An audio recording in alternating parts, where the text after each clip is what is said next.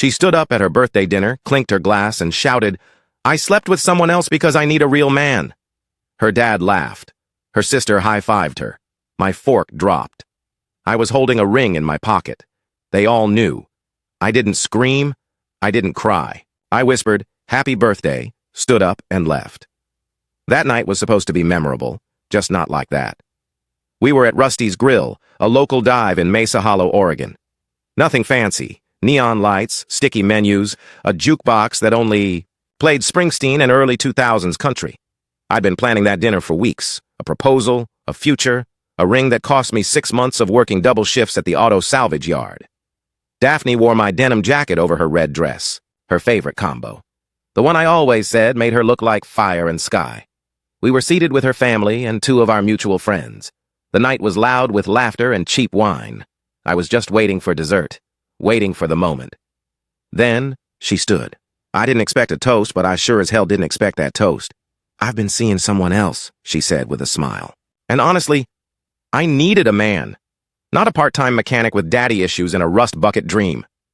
Laughter, from her sister, from her dad. Even from Sean, my supposed best friend since 5th grade. He raised his glass like it was a damn comedy. Roast. I didn't say a word. My whole body felt like it had gone under ice, not from heartbreak, but rage. Cold rage. I reached into my pocket, pulled out the ring box, placed it gently on the table. Her smirk faltered for just a second. 1 heartbeat. "Happy birthday," I said, voice calm as a Sunday sermon. Then I left. The sound of her dad's chuckle followed me out the door. I walked through the parking lot without looking back. It was raining.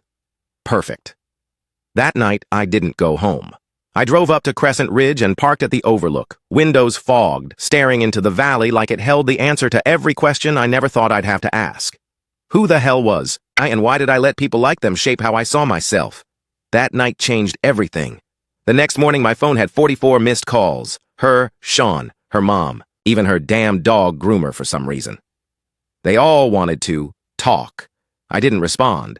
Instead, I went home, took every photo of us down, packed her things in trash bags, and dropped them off at her dad's law office. Left them at the reception desk with a sticky note that said, "Here's your definition of real. Hope he likes selfies." Then I blocked everyone. Every single one. Phone, socials, email, erased. I went nuclear silent. That was the first win.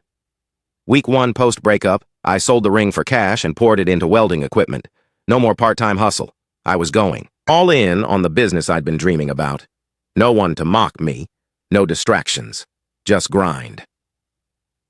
Week 2, I cut out the junk food, started lifting heavy, and got a buzz cut. I stopped looking like a broken guy and started looking like someone you don't mess with. By week 4, I had my first real client. By week 6, I had 5. One of them was a local contractor whose own brother dumped him out of the family company. We got beers, compared notes on Betrayal, became partners within a month. It was addictive, rebuilding, leveling up, rising from the ashes while they watched from the same rotten perch. But it wasn't just about revenge anymore. It was about transformation. And then, the universe handed me a gift I couldn't ignore. I walked into Penny's Diner one morning to grab black coffee and a bagel. A voice behind me said, "Tommy? Oh my God." I turned. Daphne, no makeup, hair messy, wearing a fast food uniform. She looked older, not wiser, just tired. I stared at her for 5 seconds, cold, silent. Then I said, "Nope," and walked out. She followed me outside, yelling, "Please, can we just talk?" I didn't turn around, just raised my hand and waved. She got smaller in the rear view mirror. That's when I knew. The real show was only just beginning. She tried to corner me in the parking lot 2 more times that week. Once outside my old gym, once in line at Murphy's hardware store. Her voice cracked when she said my name. Begged when I ignored her. "Tommy, please, can you just give me 5 minutes?" I looked her in the eyes and said, "You already wasted 3 years. I'm not giving you 5 more minutes." Then I walked away. Again. But that wasn't the craziest part. It was Sean, my best friend since we were kids. The guy who built tree forts with me, cried with me at his mom's funeral, and swore we'd grow old in rocking chairs next door. He showed up at my shop. I was under a trailer frame, welding sparks flying, sweat dripping down my back. I heard boots, looked up, and there he was, arms crossed, guilt written across his stupid face. I messed up, man. No kidding. He started rambling about how Daphne told him lies, that I was emotionally distant, that I never wanted to grow up, and that she didn't cheat, she just moved on emotionally first. I laughed. Hard. You know what, Sean? I don't care if she moved on emotionally, mentally, or with a damn marching band. You stood there. You toasted it. He stared at the floor. She said it was just a fling, bro. It didn't mean anything. I stepped closer, gloved hand clenched. I was gonna marry her. He flinched. I know, man. I didn't... You didn't what? Didn't think I mattered? Didn't think betrayal hurts when you're not the one bleeding from it? He didn't have words. Just stood there like a man who realized too late the house he helped torch is still burning behind him. I turned away. Get off my lot. He opened his mouth. I said, get out! That night I torched every old picture I still had in my backup. Drive. Not for closure, for fuel. Because that fire inside me wasn't rage anymore. It was momentum. I moved out of my shoebox apartment the next week. Bought a fixer-upper cabin out by Lake Ender. Quiet, no neighbors. Just the sound of hammers, drills, and the future I was building with calloused hands and unbreakable silence, and people noticed. My clients grew. Word of mouth exploded. One garage build for a small landscaping firm turned into a citywide contract. Suddenly, I was on magazine features for local entrepreneur success stories. And then came the news that dropped like a brick. Daphne got fired. Apparently Caleb, her new real man, got her a job at his buddy's car dealership. She was let go after she was caught on camera making out with another employee in a test drive BMW. She had a full meltdown in the lobby. Security had to drag her out. Guess real men cheat too, huh? I laughed for 10 minutes when I heard. Then came the cherry on top, a letter. Handwritten, no stamp, no envelope. Just slid under the shop door. I recognized the slanted handwriting instantly. I don't know who you are anymore, but I wish I did. The man I left behind was flawed, yes, but kind. And the man I see in papers now?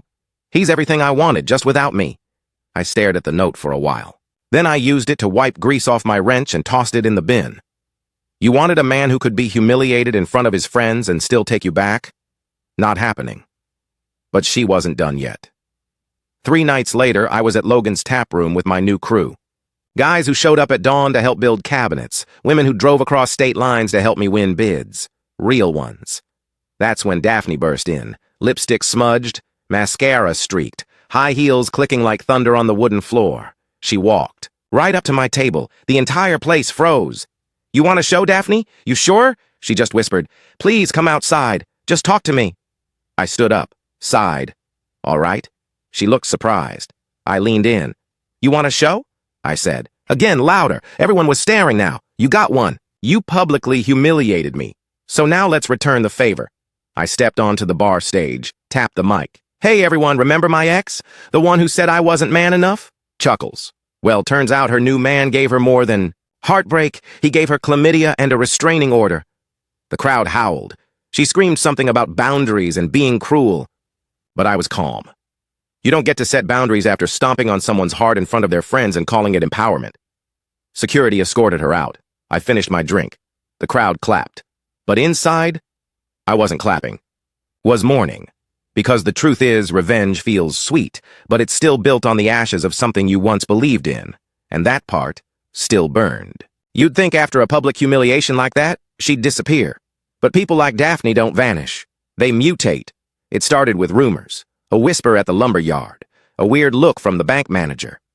One of my regulars pulled me aside and said, Hey man, just so you know, there's talk. Talk? Apparently I was abusive, manipulative, emotionally unstable, violent. Yeah. Me. The guy who cried in his truck alone for 3 nights after she blew up our relationship for sport. Turns out Daphne was spreading stories around town. Playing the victim, and not just anywhere. She went for the soft targets, small business groups, city grant boards, women's networks, the circles I needed for my company. Her new story? I didn't cheat. I escaped. I didn't panic. I got pissed. I collected every message, every timestamp, every invoice. Made copies, statements, security footage from Rusty's. I was building a war chest. But then came the hit I didn't see coming. City inspectors, 3 of them. Suddenly, my shop's permits were under review. My contracts were frozen. Someone had filed anonymous complaints about safety violations, labor misuse, and disturbances after hours. I knew what this was. Daphne, or someone working for her. I tried to talk to the lead inspector. He was cold. Anonymous tips can't be ignored, Mr. Kale, you understand? Sure. I understood. I understood that this was no longer about heartbreak. It was war. That night, I drove to Sean's apartment. He opened the door half asleep, holding a takeout container and a look of guilt so deep I could smell it. Talk, I said. Stepping inside, he didn't fight me. He looked like a man who'd been expecting this conversation for months. It was her dad. My blood froze. Franklin Holloway? I asked. The same man who laughed when she called me a failure? Sean nodded. He's on the city board. Has friends on the inspection committee. Daphne said if you didn't settle down, he'd make sure you couldn't get a permit to build a doghouse. I felt the rage crawl up my spine like static. So that was it. They weren't just trying to ruin me emotionally. They wanted to ruin me legally, financially, professionally. Because I dared to walk away. I thanked Sean. Not because I forgave him, but because information has value. Then I walked out without another word. That night, I didn't sleep. Instead, I built a digital profile on Franklin Holloway. He'd kept his nose clean on paper, but online. There were cracks. A hidden real estate LLC that was getting city-funded contracts without bids. A shell landscaping company receiving stimulus funds. Nepotism. Quiet kickbacks. Old court filings buried deep. I sent everything to a freelance journalist I knew from high school, Nina Vargas. She owed me one from back when I stopped her drunk. X from busting her windshield. Within a week, she called me back. I have enough to ruin him. But once I publish this, your name's going to be in it. You ready for that? I didn't blink. Burn it all. She did. The exposé dropped on a Monday. Headline, Power and Payouts. The quiet corruption behind Mesa Hollow's Golden Board member. Franklin's face was splashed across local papers and social feeds. By Friday, he was suspended. By the end of the month, criminal charges were filed. Permits? Restored. Contracts? Flooded in. But the blowback wasn't over. Daphne showed up again. This time, crying. Not fake, not performative. Broken. Makeup streaked. Hands shaking. I was locking up the shop when she ran up. Tommy, please. You don't understand what you've done. I turned. Cold. Quiet. What you did, I corrected. She dropped to her knees on the pavement. My dad's going to jail. Caleb's gone. My sister cut me off. I can't get work. No one will talk to me. You win, okay? You fucking win. I didn't feel victorious. I felt empty. I knelt beside her. Daphne, I didn't ruin your life. You did. You lit the match, then got mad that the house burned down. She sobbed harder, then whispered something I didn't expect. I'm pregnant. I froze. The world stopped spinning for 2 beats. She looked up, tears in her eyes. It's yours. That moment? That was the fork in the road. I could have screamed, could have walked away, could have destroyed her all over again, but I didn't. Because despite everything, I still remembered her once holding my hand during thunderstorms, laughing at my dumb jokes, watching sunsets from the roof of my truck, so I asked one question. Are you sure? She nodded, and everything changed. Again. I didn't say anything for a long time. Just stood there in the gravel, wind scraping my face, heart thudding like it had forgotten how to beat correctly. She said she was pregnant. With my kid. How the hell was that even possible? It had been nearly 4 months since we last touched. But the timeline, it just barely worked. Why now? I asked. She wiped her face. Because you deserve to know. I stared at her. No. You told me everything I deserved when you stood in a restaurant and humiliated me in front of people who were supposed to love me. She sniffled, looked down. I didn't know I was pregnant back then. That didn't help. The night air was thick with something unspoken. I didn't believe her. Not completely, but I also couldn't ignore the way her hands trembled, or the cracked edges in her voice. I opened the shop door. Get off the lot. She didn't move. I said, leave. We're not doing this. Not tonight. She left, finally, quietly, head down like a broken shadow. I barely slept. The next day, I booked a DNA test, privately, quietly. If she was pregnant, and if it was mine, I needed proof. Not words. She messaged me every day after that. Photos of ultrasounds, emotional rants, long voice notes where she swung between rage, guilt, and desperation. I didn't answer. I only replied once. If it's mine, I'll do what's right. But don't confuse obligation with reconciliation. Then came the letter, certified, from her lawyer. She was suing for prenatal financial support. She wanted money for emotional distress, maternity costs, and, get this, therapy caused by the collapse of her reputation. That was the moment I laughed. Not just laughed. I howled. She humiliated me, slandered me, tried to destroy my business, got her father arrested, and now she wanted compensation. I forwarded everything to my attorney. Franklin's old firm, actually. Ironic as hell. They ate it up. Meanwhile, my world started spinning again. The DNA test came back inconclusive due to early timing. It only made the waiting worse. I was caught between two nightmares. Being legally trapped by someone I couldn't even stand to look at, or watching an innocent kid enter this world with her as a mother, and me as an absentee ghost. I didn't want either. So I made a choice. I asked her to meet neutral ground. A bench outside the community courthouse. She showed up late. Looked 10 years older. Here to make a deal? She asked. I didn't blink. No, I'm here to make a decision. I told her if the child was mine, I'd take full custody, not co-parent. Not weekends. Full, she froze. You can't, I can, and I will. You've already proven you'll use people, lie, weaponize your story when it suits you. That's not parenting. That's theater. She turned cold. You think you're the hero in all this? You're just a bitter small-town wannabe businessman who finally got his 15 minutes? I leaned in. And you're the cautionary tale they warn high schoolers about. The girl who burned everything and then tried to sue the ashes. Her face cracked. Anger bled into pain. But I didn't stop. You want war, you'll get one. But if you care, really care about this baby, you'll get out of the way. She stood up, shaking. You think you can win this? I nodded. I already did. She walked away. And that's when it really hit me. This wasn't about revenge anymore. This wasn't even about closure. It was about rewriting the legacy, making sure that if this child existed, if there really was a life growing out of all this wreckage, they'd never have to wonder what love looked like. They'd see it, in actions, in stability, in truth, even if it came from pain. I didn't expect her to go nuclear, but when cornered, some people don't surrender. They detonate. A week after our courthouse meeting, my attorney called me at 6:17 a.m. He never called that early. Tommy, we have a situation. She'd filed a restraining order against me. Said I'd threatened her.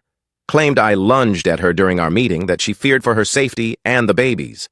There were no cameras near that bench, no witnesses. Just her words and my silence. I couldn't believe it. This woman, who blew up our lives like it was performance art, was now weaponizing the justice system. And for a moment, it was working. My bank account was frozen for disputed support. My next big contract was paused until the order was reviewed. The story started to spread again. Tommy Cale loses control. Ex-girlfriend fears retaliation. Business. Owner under scrutiny. I'd spent months rebuilding everything, and it took one lie to light it all on fire again. I showed up at court ready for war. Hair clean, suit pressed, eyes sharp. She arrived with a neck brace for an altercation. That never happened. My lawyer nearly laughed out loud, but inside I wasn't amused. I was boiling. Then came the shock. She didn't come alone. Sean was with her, testifying, under oath. He said he saw me grab her arm after our meeting, that I yelled something threatening, that he felt unsafe. I sat motionless. Not out of discipline, but disbelief. The same man who once sobbed in my truck about his dad leaving was now stabbing me in the throat with a lie. When I locked eyes with him, he looked down. Coward. Then the judge spoke. This is turning into something larger than a restraining order. Mr. Cale, you may be facing civil penalties if these allegations continue. I thought my heart might stop. But fate had other plans. Just before closing statements, my lawyer requested permission to submit new evidence. Security footage. Turns out a traffic camera down the street caught the entire bench conversation. In wide angle, it showed me standing still, calm. No lunge. No yelling, no threats, just her pacing. Me talking, then her storming off. The judge paused, replayed it twice, expression unreadable. When he finally spoke, his voice was cold. Petitioner's claim lacks sufficient credibility. Restraining order. Denied. This court finds evidence of perjury may be present and reserves the right to refer this for prosecution. Her face turned to stone. Sean quietly left the courtroom without a word. I stood, nodded, walked out. But the damage? It was already done. The headlines wouldn't say innocent man vindicated. They'd say Tommy Cale accused again. And that was the part no one tells you. That in the age of clickbait and viral shame, being innocent doesn't clear your name. You have to bury the old one and build a better one over it. So I did. 2 months of damage control, PR, cleaning up, explaining the situation without sounding bitter, getting clients to trust again. Slowly, things steadied. The court reopened the paternity case. This time, the DNA test came back. Negative? Not mine. The relief didn't come instantly. I felt nothing. Not anger, not triumph.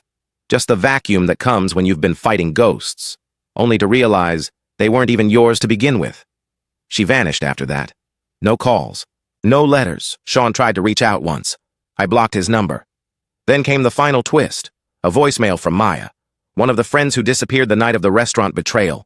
Tommy, I know you probably never want to hear from me again, but there's something you need to know. About Daphne, about Caleb, about the setup. My hands went cold. She continued. That night at Rusty's, it wasn't spontaneous. It was a bet between Daphne and her sister. They wanted to see if she could publicly humiliate you and still get you back. It was a joke, a challenge. I stood frozen in my driveway. She didn't expect you to walk out. That's why she spiraled. That's why she did all of it after, because you weren't supposed to leave. My world tilted. All of it. The dinner, the betrayal, the smirks, the collapse. It wasn't rage, it wasn't love, it was a bet. I stood in the middle of my shop that night, alone, tools silent, lights off, just me and Maya's voicemail playing over and over. A bet. That's what it all was. My entire world, love, loyalty, future, was just a punchline in some twisted family game. I should have felt rage, but I didn't. What I felt was freedom. Because once you realize someone never loved you, not truly, you stop grieving the person and start burying the illusion. And I was done digging graves. The next morning, I recorded a video. Simple, raw, no edits, no filters, just truth. 312 days ago, I was humiliated in public, lied about, set up, and made to feel like I didn't matter. I looked straight into the lens, and I stayed silent, not because I was weak, but because I was watching, listening, learning. I laid it all out. The betrayal, the fake pregnancy, the restraining order, the failed DNA test, even the voicemail. I named no names.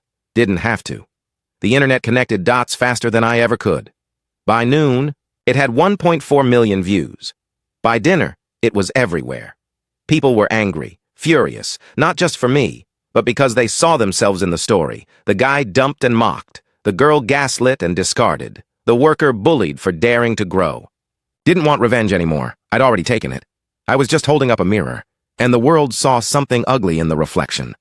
Daphne's sister deleted all her socials. Caleb made a panicked Instagram story denying everything. Sean left town. Again. Daphne, she emailed me. Subject line, "Please, I'm drowning." The body was just 5 words. "You're not who I thought." She was right. I wasn't. That man died on the floor of Rusty's grill, ring in pocket, dreams shattered. What walked out that door was something new, something forged. I didn't reply, didn't need to. That was the last time I heard from her, because the dead don't call back. Months passed, life quieted, the business expanded, new contracts, new clients, and a team that felt more like family than any blood relative ever had. One night, at a charity build for local veterans, a teenage girl approached me. "Are you the guy from that video? The one with the garage?" I nodded. She smiled. "I just wanted to say, I showed your story to my mom." She finally left my stepdad. I froze, then smiled back. Maybe all that pain? Maybe it meant something after all. Later that night, I sat under the stars on my truck bed, cold beer in one hand, sky above me, and for the first time in over a year, I felt still, not waiting for a text, not bracing for a blow, not running from ghosts, just still. I thought about everything they took from me, the trust, the friendships, the time. But in the end, what they gave me was clarity that peace doesn't. come from forgiveness. It comes from survival, from knowing that you stared down hell and walked out holding the match. And here it is, the finale of today's story. Did everything turn out as you imagined, or did it end unexpectedly? I'd love to hear what you think. Leave your thoughts in the comments below, and let's dive into the discussion together. If this story kept you in suspense, don't forget to give it a thumbs up. And if you haven't signed up yet, what are you waiting for? This is your chance to join an incredible community where exciting new stories unfold every day. Click the subscribe button and turn on notifications to stay up to date. Thanks for your attention and see you on your new adventures.